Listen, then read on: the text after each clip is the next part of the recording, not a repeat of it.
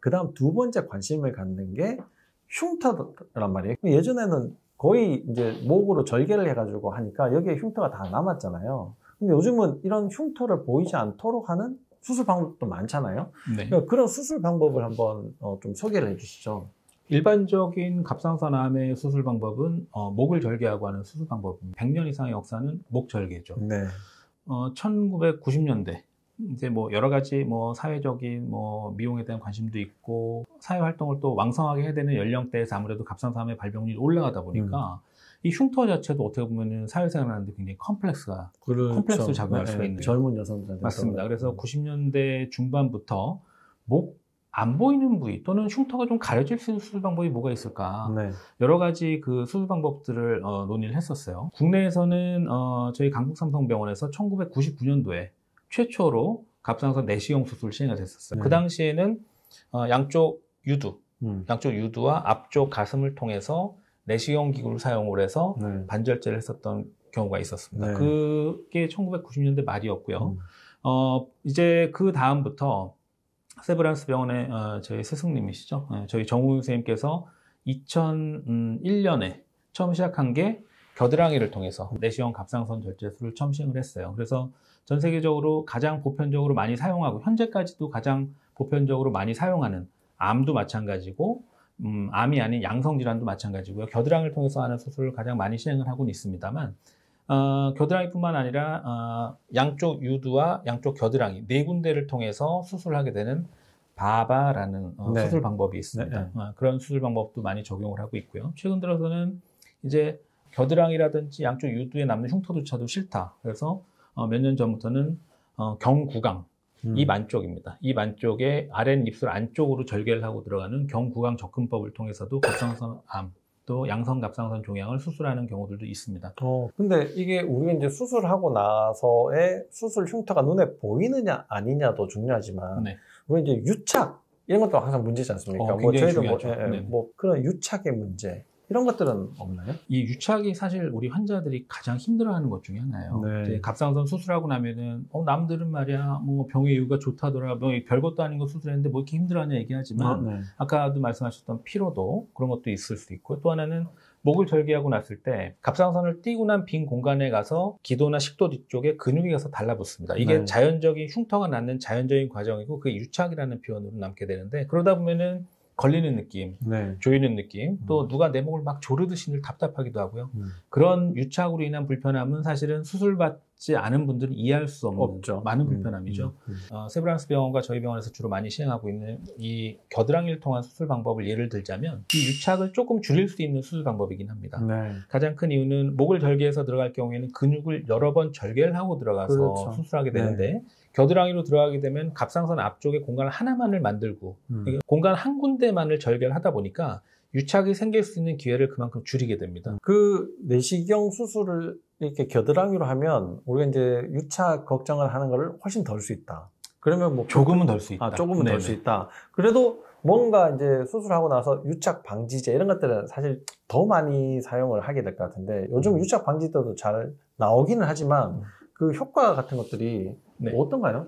그게 이제 갑상선 수술하고 나서는 유착이 굉장히 힘든 환자분들이 겪는 불편함이기 때문에 유착 방지제를 많이 사용을 했어요. 사용한 다음은 분명히 효과적인 면에서 환자들의 주관적인 증상 면에 있어서 차이가 있다는 것은 이미 여러 번 논문을 통해서 발표가 됐었고요.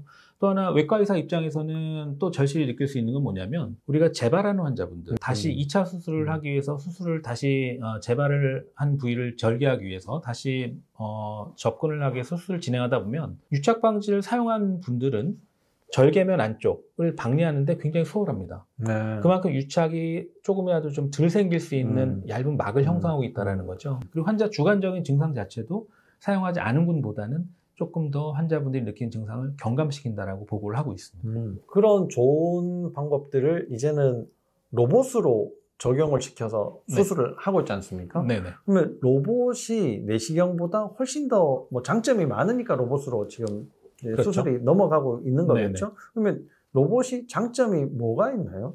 내시경 기구와 로봇을 먼저 비교를 하면 내시경 기구는 그냥 막대기입니다. 쉽게 얘기해서. 그리고 네. 막대기를 통해서 수술하기 때문에 외과에서의 굉장히 숙련도가 중요한 수술이 될 거예요. 로봇은 쉽게 얘기해서 내 손의 관절의 움직임이 그대로 재현이 됩니다. 네. 그러니까 수술 부위 들어가더라도 내시경 기구가 접근하기 어려운 부위도 관절의 움직임과 똑같은 부위로 접근할 수가 있기 때문에 절개와 거의 동일한 수술 범위를 우리가 만들어낼 수가 있다는 게 제일 첫 번째고요. 또 하나는 아무래도 3차원적인 그 시야를 통해서 수술 부위를 실제로 그 로봇을 우리가 조작을 하는 그 콘솔 아래서 이렇게 화면을 볼 때 12배 이상 확대된 시야를 가지고 우리가 수술을 하게 되는 거거든요. 네.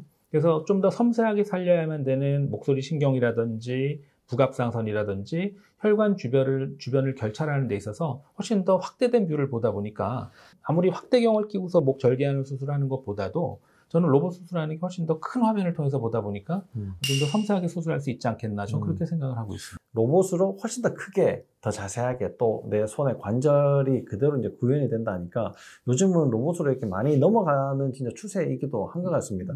그게 의사한테나 환자한테나 이게 다 좋은 것 같고 또 이 좋은 의사가 건강하게 오랫동안 수명을 지키고 있어야 그 다음에 환자들한테 많은 혜택을 줄 수 있지 않겠습니까? 그런 측면에서는 이게 과학의 기술이 의료에 이렇게 적용된다는 게 굉장히 이제 반길만한 일이기는 한 것 같아요. 그 갑상선 수술 중에 그렇게 좀 이게 심한 상태, 이제 뭐 예를 들면 다른 장기로 침범을 한다거나 뭐 아니면 뭐 이렇게 수술이 진짜 커지는 경우 이런 경우는 많이 없을 것 같은데요? 꼭 그렇지는 않습니다. 아, 그렇습니까? 그렇진 않고. 갑상선 암이 굉장히 예후가 좋은 암이긴 해도 모든 환자분들이 다 예후가 좋을 수는 없어요. 그렇죠. 처음에도 간단하게 말씀드렸지만 갑상선 암의 분화도가 좋지 않을 때 또는 지금까지 말씀드렸던 대부분의 갑상선 암은 우리가 갑상선 유두암을 대상으로 말씀을 드렸지만 갑상선 유두암 이외에도 갑상선 암에는 갑상선 수질암이라든지 여포암 또 미분암 같은 게 있을 수 있습니다. 이렇게 분화도가 안 좋은 쪽의 갑상선 암으로 구성되어진 경우라고 한다면 특히나 더 예후가 좋지 않을 수가 있죠. 아까도 말씀드렸던 그 방사성 동위원소 치료에 반응하지 않는 갑상선 암인 경우들이 꽤 있습니다. 그럴 경우에는 다른 약물 치료를 통해서 치료를 하고 완치를 위한 치료를 하고자 하는 그런 노력들을 하고 있는 경우들도 있죠. 제가 그 간담체 수술을 하고 이제 그 담낭 절제술을 할 때요. 네. 이 내시경 수술을 하고 나서 복강경 수술이죠. 그걸 처음에는 한 4박 5일 정도 이렇게 입원을 했었단 말이에요. 네. 그게 점점 짧아져가지고, 그렇죠. 뭐 네. 요즘은 이제 1박 2일 그냥 맹장 수술 하듯이 네. 이제 뭐 그렇게 이제 되어 가고 있는데, 갑상선 수술은 어떻습니까? 물론 반절제, 전절제가 다를 수 있겠지만, 내시경이나 로봇으로 수술하고 나서의 뭐 퇴원 날짜, 아니면 뭐 또 절개했을 때 뭐 입퇴원 날짜, 뭐 그건 뭐 차이가 어느 정도 어떻게 되는지 차이가 전혀 없습니다. 전혀 없습니까? 네, 전혀 없습니다. 반절제 환자들은 수술한 다음 날 또는 그 다음 날 퇴원하게 되죠. 총 입원 기간은 2박 3일 또는 3박 4일 정도라고 생각하시면 되고요. 대신 전체를 다 제거한 환자들은 그거보다 하루 정도 더 길 수가 있죠. 네. 그리고 목 옆에 측경부 림프절까지 넓게 제거한 환자분들은 한 수술하고 나서 5일 이상 지나고 퇴원하는 경우가 많습니다. 왜냐하면 그럴 경우에는 임파액트를 배액을 시켜야 되기 때문에 네. 그것 때문에 좀 길어지는 경우가 있지만 어쨌든 로봇을 하는 경우와 절개하는 경우에 입원부터 퇴원까지에 걸리는 시간 차이는 거의 없습니다. 아, 진짜 갑상선 수술의 가장 큰 문제가 제일 첫 번째는 목소리 신경이 다치는 거지 않습니까? 네, 두 네. 번째가 이제 부갑상선 손상으로 칼슘약을 이제 평생 먹어야 되는 거. 네. 뭐 이런 이제 경우가 제일 큰 문제일 텐데 이 목소리 신경이 다치는 확률이 요즘은 어떻습니까? 예전에 비해서 많이 줄어든 것 같은데요. 그 목소리 신경은 우리가 대부분 다 당연히 살릴 수밖에 없는 게 목소리 신경이고요. 목소리 신경을 살려놓는다 하더라도 목소리에 변화가 생길 수밖에 없는 경우가 참 많아요. 네. 가장 큰 이유는 수술하면서 우리가 목소리 신경 주변에 있는 림프절을 다 제거하고 나면 쉽게 얘기해서 길거리에 이렇게 전깃줄에 매달리는 전선처럼 네. 목소리 신경만 딱 남게 되는 경우가 있습니다. 그럴 경우에는 목소리 신경으로 가는 혈류량도 줄어들 수도 있고 또 목소리 신경을 많이 우리가 건드려가면서 수술하기 때문에 얘네들이 기절하는 거나 마찬가지예요. 또 하나는 목소리 신경 주변에 있는 갑상선을 당겨가면서 절제를 하다 보니까 목소리 신경이 이렇게 자꾸 당겨지는 거죠. 그래서 이게 당김으로 인해서 목소리 신경 기능이 일시적으로 떨어지는 경우도 있어요. 또 하나는 갑상선과 목소리 신경 위를 덮고 있는 근육을 우리가 당겨가면서 수술하고 근육을 절개하면서 수술하기 때문에 이 근육의 유착도 또 목소리의 변화를 초래하게 됩니다. 이 모든 것들이 다 종합이 돼서 환자분들이 느끼는 내 목소리가 변했다라는 표현을 하시게 되는데 짧게는 한 달, 길게는 석 달 이내에 대부분의 목소리는 다 회복이 되긴 하지만 직업적으로 목소리 쓰시는 분들이 있으시잖아요. 그런 분들 같은 경우에는 가끔 진료 보러 오셨을 때 저 고음 불가됐어요 라고 얘기하시는 분들이 있습니다. 그래서 그런 분들은 결국 시간이 한참 지나야 어느 정도 원래 목소리로 서서히 회복이 돼가기 때문에 목소리의 변화에 대해서는 너무 두려워하시거나 그러실 필요도 없지만 어느 정도는 내가 목소리의 변화가 생겼다라는 거를 인정을 하셔야 될 수도 있는 경우가 분명히 있다라는 거죠. 네. 그러니까 부작용이 생길 수밖에 없지 않습니까? 우리가 이제 인간이 하는 일이다 보니까 생길 수밖에 없지만 그게 예전보다는 많이 최소화도 됐고 또 일시적인 경우가 많으니까 여러분들 이제 좀 지혜롭게 시간을 잘 견디시면 대부분 이제 회복될 가능성들이 그렇죠. 많다. 갑상선에서 생길 수 있는 뭐 주의사항, 뭐 예를 들어서 진짜 말을 많이 하면 안 되나요?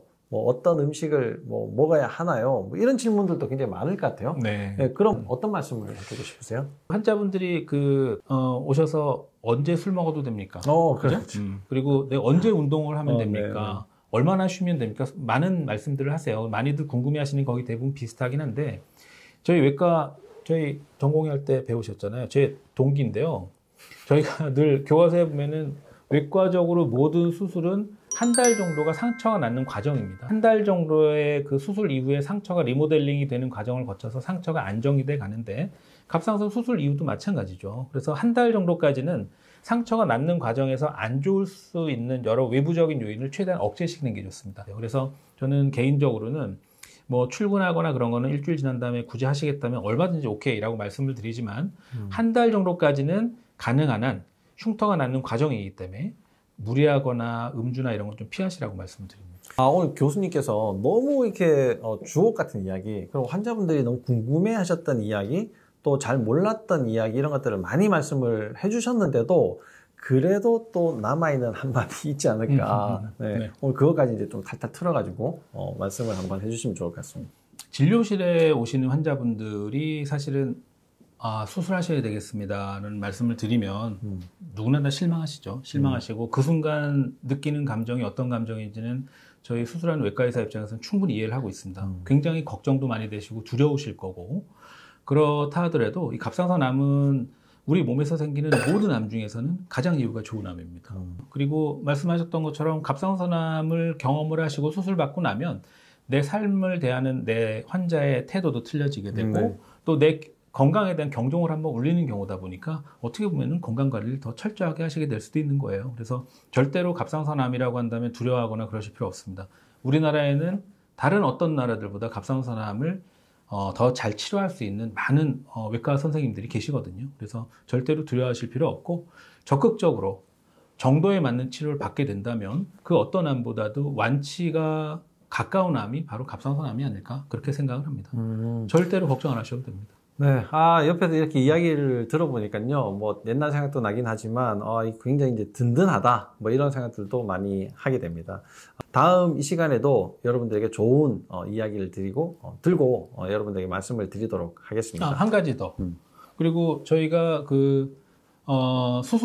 수술적인 치료 그리고 수술 이후에 저희가 갑상선암 환자분들을 적극적으로 재발하지 않도록 관리를 하고 있지만 그 못지않게 그로 인한 불편함들, 만성 피로라든지 또 암을 관리하는 차원에 있어서의 2차적인 치료에 대한 의견은 우리 김 원장님께 여쭤보시면 아마 많은 도움을 줄 수 있지 않을까? 맞죠? 그렇죠? 네.